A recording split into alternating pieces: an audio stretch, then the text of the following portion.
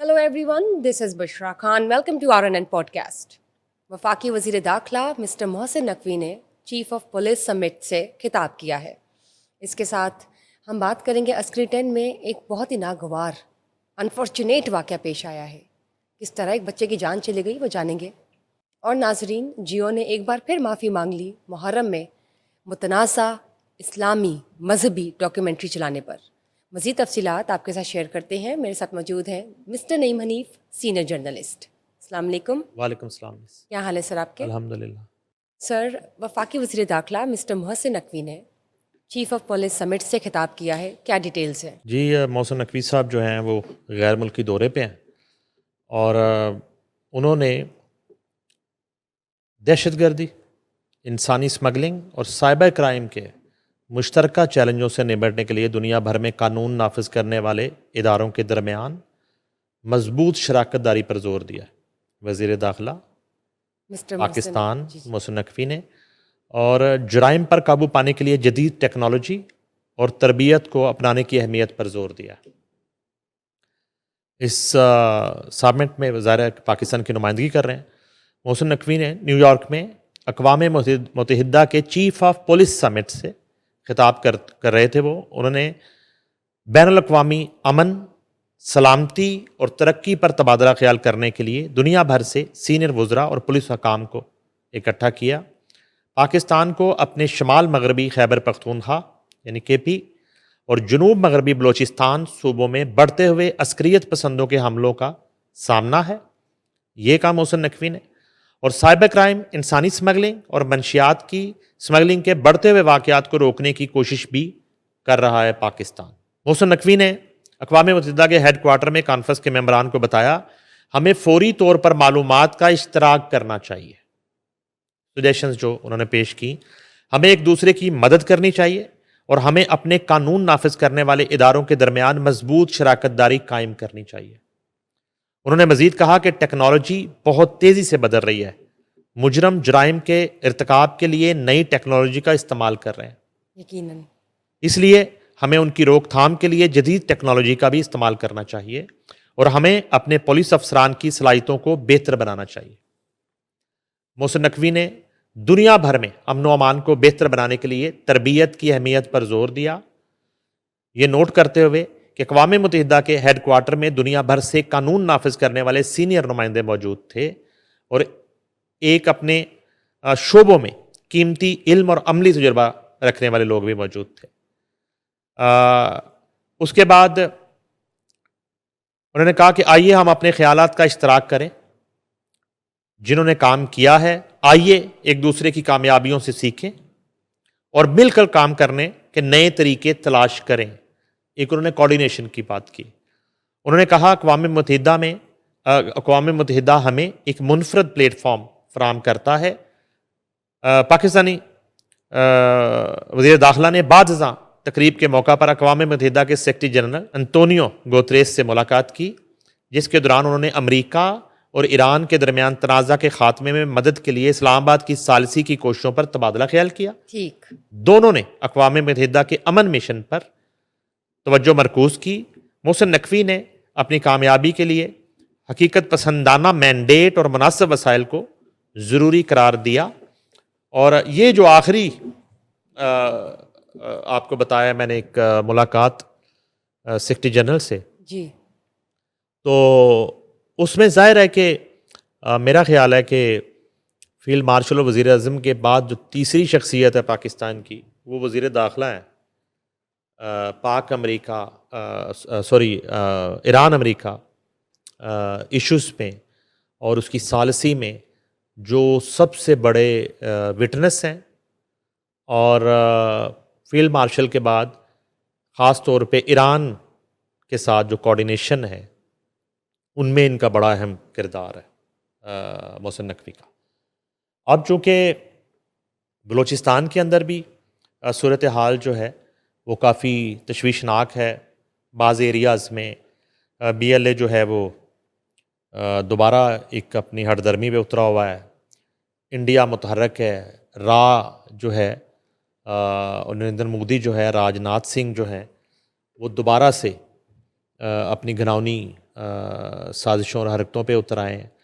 محسن نقوی چونکہ وزیر داخلہ ہیں اور یہ ان کی ڈومین ہے، تو اس فورم پہ جا کے انہوں نے توجہ دلائی ان ایشوز کے اوپر اور ایک باہمی اسٹریٹجی جو ہے اس پہ زور دیا کہ ممالک کے درمیان اس حوالے سے دہشت گردی کی روک تھام کے حوالے سے، انسانی اسمگلنگ کے حوالے سے، سائبر کرائم کے حوالے سے جو چیلنجز درپیش ہیں ان میں ایک کوارڈینیشن اگر ہو جائے تو ایک دوسرے سے استفادہ کیا جا سکتا ہے اور اپنے اپنے ممالک میں امن کے قیام کو یقینی بنانے میں مدد دی جا سکتی ہے ایک دوسرے سے. بہت اچھی بات ہے یہ سر، زبردست، اور پاکستان کی اوور آل سافٹ امیج میں بہت بہتری آئے گی.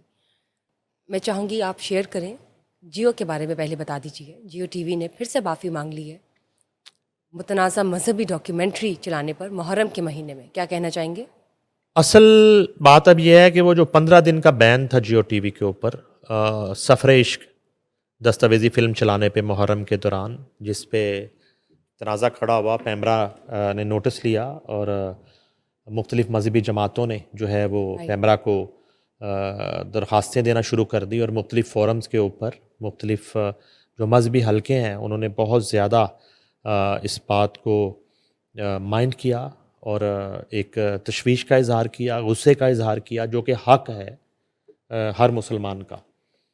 اور اس کے بعد یہ ہے کہ ایک تو وہ 15 دن کا بین تھا، میرا خیال ہے 1 یا 2 دن باقی رہ گئے جب ہم یہ پروگرام کر رہے ہیں. غالباً سنڈے کو وہ کمپلیٹ ہو رہا ہے، 15 دن کی سزا کمپلیٹ ہو رہی ہے. تو پہلے بھی باضابطہ طور پہ یہ معافی نامہ اپنے پرنٹ میڈیا پہ جیو انتظامیہ کی طرف سے وہ آئی تھنک پبلش بھی کیا گیا، اور اس کے علاوہ جو ہے نا باضابطہ معافی نامہ پیمرا کو بھی لکھا گیا متعلقہ فورم سے بھی، اور بڑے کھلے دل کے ساتھ جیو انتظامیہ نے وہ معافی مانگی اور اس بات کا جو ہے نا ایک ریلائز کروانے کی بھی کوشش کی کہ ہم کتنا ایک ذمہ دار ادارہ ہے، مگر اس طرح کی ایک مسٹیک ہے جس کو ہم تسلیم کر رہے ہیں، غلطی کو، اور جو ذمہ دار ہیں ادارے کے اندر جن کی وجہ سے یہ متنازع کانٹینٹ جو ہے وہ آنر چلا گیا، ان کے خلاف بھی ایکشن ادارے کے اندر جاری تھا جو اب تک کمپلیٹ ہو گیا ہوگا. ظاہر ہے جو بھی پالیسی ہے، اور ایک بڑی جنگ گروپ ہی ایک وہ ادارہ ہے جس کے اندر ایک سسٹم ہے اور سزا اور جزا کا سسٹم ہے. مجھے یاد پڑتا ہے اگر میں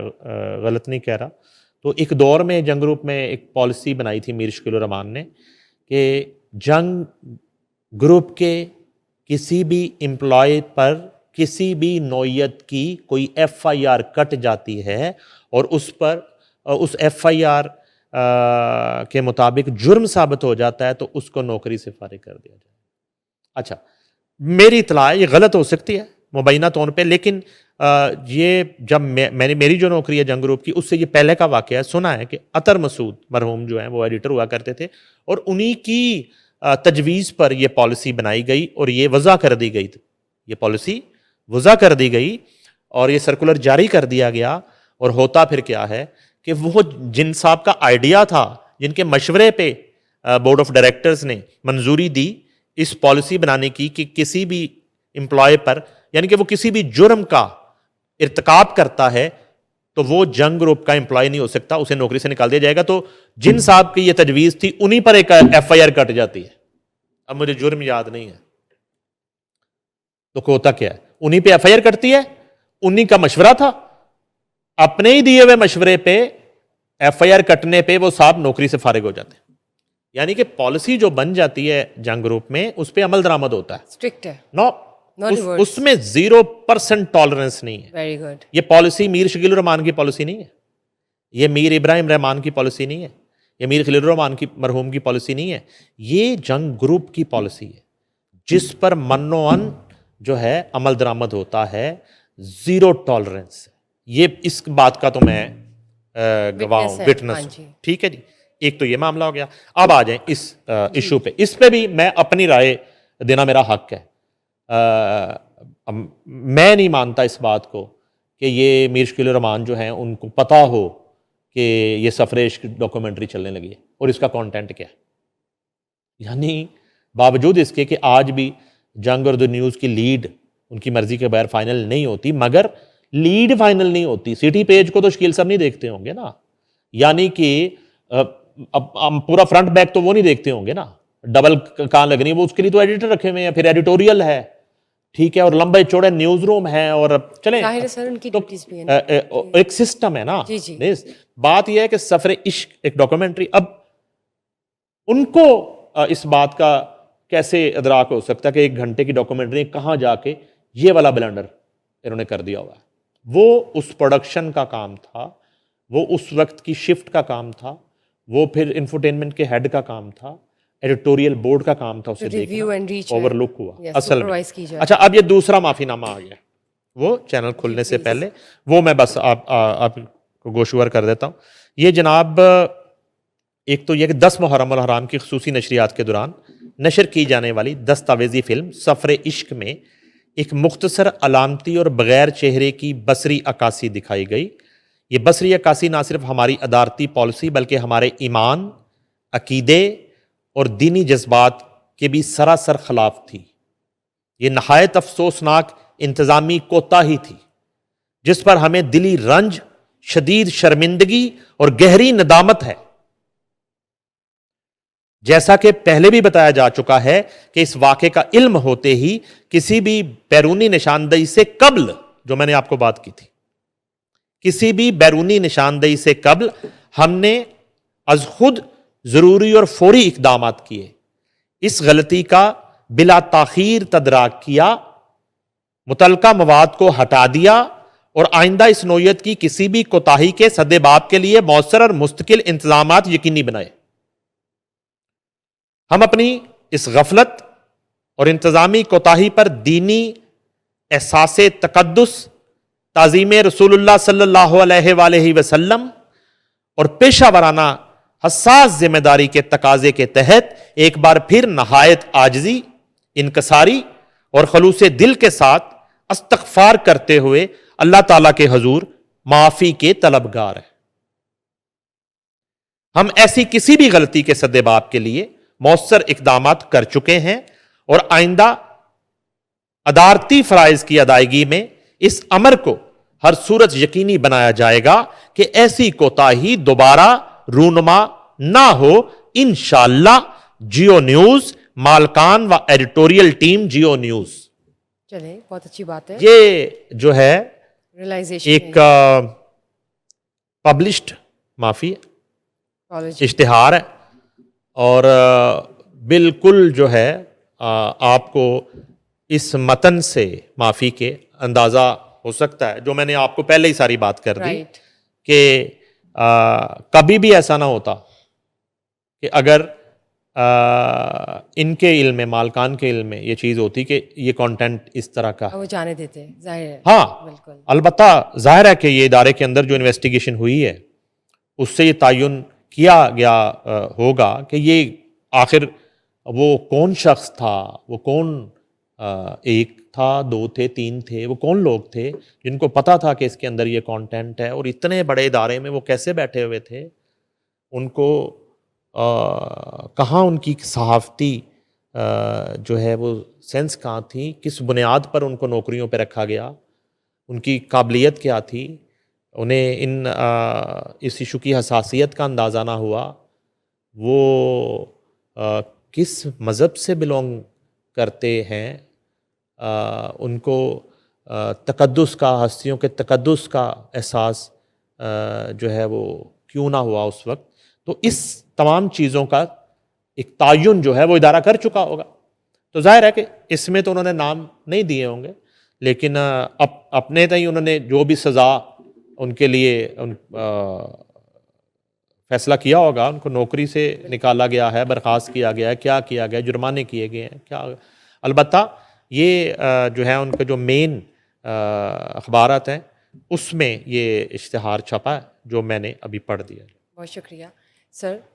عسکری 10 میں جو اندر کی طرف مین بولی ورڈ بنتی ہے ان کی، وہاں پر ایک واقعہ پیش آیا، بہت انفارچونیٹ ایونٹ ہے. ایک بچے کی جان چلی گئی، پرابیبلی ٹین ایجر ہو سکتا ہے. کیا کہنا چاہیں گے، کیا تفصیلات ہیں آپ؟ یہ بڑا ہی عجیب و غریب واقعہ ہوا ہے عسکری 10 میں، اور اب بڑا ایک وہاں پہ سیکیورٹی کا نظام زبردست ہے اور سی سی ٹی وی کیمراز ہیں اور بڑا ایک ڈسپلن تمام جتنے بھی عسکریز ہیں. مگر یہ بڑا ایک خوفناک واقعہ ہوا ہے کہ ایک دن دہاڑے وہاں پہ کچھ لوگ جو ہیں وہ کوئی اطلاع آیا کہ گاڑیوں کی ریسیں لگا رہے تھے مین بولیوارڈ کے اوپر, اور اس دوران 2 موٹر سائیکلوں پہ جو ہے 4 بچے ٹین ایجرز وہ آ رہے تھے, اور ایک گاڑی جو ہے وہ ان بائکس پہ چڑھ جاتی ہے ریسوں کے دوران, وہ ان بیلنس ہوتی ہے, وہ چڑھ جاتی ہے, چاروں جو ہے وہ نیچے گرتے ہیں, اور گاڑی ایک بائک پہ تو اس حد تک چڑھتی ہے کہ سبحان نامی بچہ جو ہے, جو غالباً بتایا جاتا ہے ٹیوشن سے واپس آ رہا تھا, وہ اس گاڑی کے نیچے آ کے کچلا جاتا ہے اور موقع پہ ہی جاں بحق ہو جاتا ہے, ہلاک ہو جاتا ہے. دوسرا بچہ ایان اسی بائک پہ جو تھا وہ زخمی ہوتا ہے, اور 2 دوسرے جو بچے تھے وہ بھی زخمی ہوتے ہیں. اور یہ ایک عجیب طرح کا حادثہ پیش آتا ہے, اور اس کے بعد جو ہے تقریباً 24 گھنٹے گزر چکے ہیں اس واقعے کو, اور لواحقین اور عسکری کی فیملیز جو ہیں وہ مین بولیوارڈ پہ بیٹھی ہیں. یہ فوٹیجز ہم دکھا رہے ہیں, سراپا احتجاج ہیں, اور ابھی تک کوئی گرفتاری عمل میں نہیں آئی. اور یہ بھی اطلاع ہے کہ وہ جو گاڑیوں کی اس وقت ریسیں لگا رہے تھے غالباً وہ کرایہ دار تھے وہاں پہ, مطلب یعنی کہ وہ کرایہ دار تھے نا, ٹیمپرری کرایہ دار ٹیمپریری ہوتا ہے, نہیں, اور وہ گاڑی کے کرایہ دار کچھ نہیں نہیں نہیں نہیں ان کی رہائش گاہیں جو ہیں وہ کرائے کی تھی, ٹیمپرری تھی. ٹھیک ہے, تو اب وہ جو ہے وہاں سے بھاگنے میں بھی کامیاب ہو گئے. اور ایج انڈر 18 اب یا نہیں؟ ظاہر ہے کہ اتنے 15-16 سال ایجز ہوں گی. مسئلہ یہ ہے کہ وہ یہ واقعہ جب ہو گیا تو ایک دم سے لوگ جمع ہو گئے, اور ایک لمحے میں سیکیورٹی آ جاتی ہے, ایک لمحے میں سیکیورٹی آ جاتی ہے, ٹھیک ہے. کسی طرح کی وائلیشن ہو ان سوسائٹیز کے اندر, کسی بھی طرح کی وائلیشن ہو تو چند منٹوں میں سیکیورٹی پہنچتی ہے. تو وہ جو قاتل کار ہے وہ بھی وہاں سے فرار ہونے میں کامیاب ہو گئی, اور اس کے اندر جو ڈرائیو کر رہے تھے, رش ڈرائیونگ کرنے والے لڑکے تھے, وہ بھی وہاں سے فرار ہونے میں کامیاب ہو گئے. ایف آئی آر کٹ گئی ہے 322 کی, مگر ابھی تک لواحقین بیچارے انصاف کے اصول کے لیے سڑک کے اوپر بیٹھے ہیں اتنی گرمی میں, اور ان کی تعداد بڑھتی جا رہی ہے مظاہرین کی, اور وہ اس وقت سراپا احتجاج ہیں.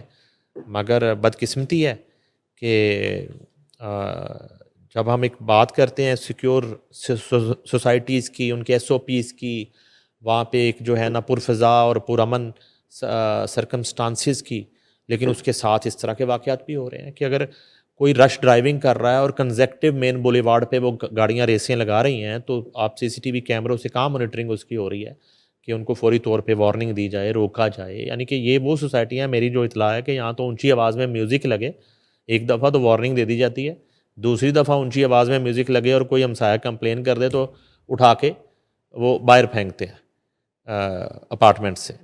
تو یہ واقعہ ناخوشگوار ہوا ہے. وہ ایک بالکل جس کو آپ کہتے ہیں کہ ٹین ایج بچہ جو ہے وہ جان کی بازی ہار گیا ہے, اور بغیر اس کا کوئی قصور نہیں ہے.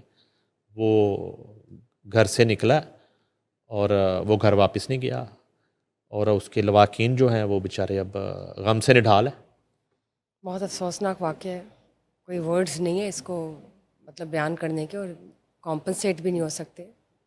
اللہ گھر والوں کو صبر عطا فرمائے, آمین. لیٹس سی کہ مزید ڈیولپمنٹ اس کیس میں کیا آتی ہے, اور اصل وجوہات کیا تھی, اور کون ہے جو چلا رہے تھے, جو ڈرائیو کر رہے تھے. اینی ویز بہت بہت شکریہ sir, thank you for being here, thank you guys for watching us, just stay tune till we get back. Bye bye.